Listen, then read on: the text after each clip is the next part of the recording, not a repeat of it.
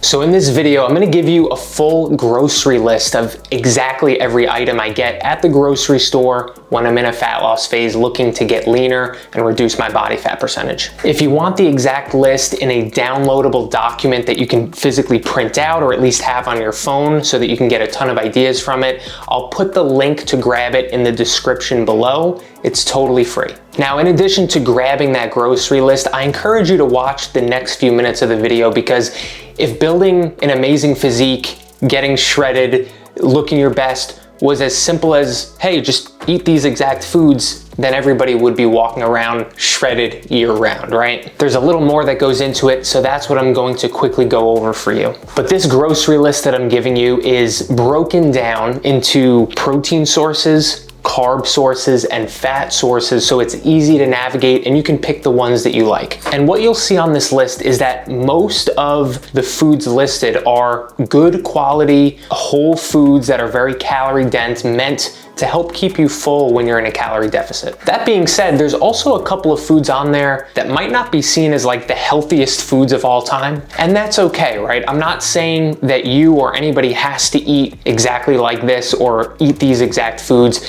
This is just what I like to eat. This is my literal grocery list, what I typically get on a week-by-week basis when I'm in a cutting phase. And I personally like to include a food here and there just simply for the fact that I like it and it tastes good, even if it's not the healthiest food ever. Again, you know, I really aim to eat good quality, healthy, nutrient-dense foods most of the time, like 80 to 90% of the time. But once in a while, I do like to throw in a treat or something just because I like the taste of it to make my lifestyle and make my nutrition more balanced and more sustainable. So if this grocery list gives you even just one idea that can make your nutrition a little bit easier or take out a little bit of the guesswork, then it'll be worth it, and I'm confident that it can help you with losing some more weight, looking your best, and being healthier. Now, I quickly want to share with you how I typically structure my meals in a day. Usually how I'll set up my meals is I'll pick one of the protein sources that's listed, and I'll include that. I'll also include one of the carb sources, and in addition to that, I'll try to include a vegetable. So of course, vegetables are carb sources, but they're so low calorie that I like to include them in addition to another carb source, whether it's rice or potatoes or something like that. I just find that it's way easier to stay full and satiated when I'm in a cutting phase if I include some additional carbs in addition to vegetables. Now, I'm human, you know, like anybody else. Not every meal I ever eat is going to be perfectly set up like that. I'll miss a vegetable sometimes, but generally speaking, that's what I aim for most of the time. I also make sure to have a pre and post workout snack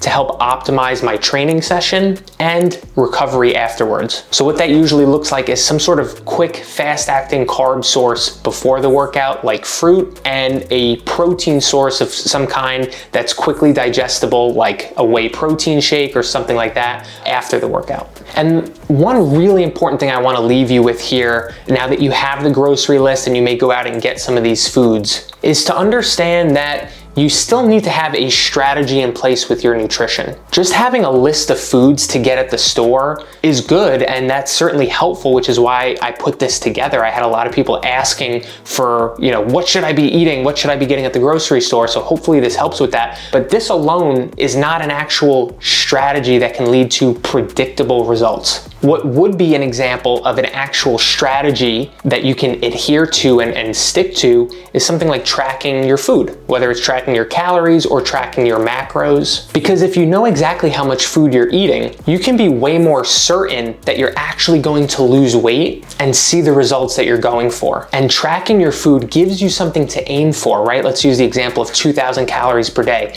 You have something to aim for each day, and you know that if you come close to that thing that you're aiming for, you're almost certainly going to see the desired outcome that you're after. And having this strategy, this game plan that's tailored around your goals is what leads to predictability. This is how me and my clients can map out a fat loss phase and pretty much know with a lot of confidence that they're gonna lose X amount of weight in this amount of time, because we're very calculated in how much we're eating and monitoring our progress and our weight loss along the way. What we're not doing is just eating certain foods and hoping and praying that we're gonna lose weight from it. So use this grocery list to get some good, healthy, high quality foods, high protein foods, high fiber foods that will help you feel your best while implementing the strategy you have in place, whether that be tracking your food or something else. I really hope this video and this grocery list is helpful and adds value for you. And if it does, consider subscribing to my channel, because I make new videos just like this every single week. And I'm always putting together new resources,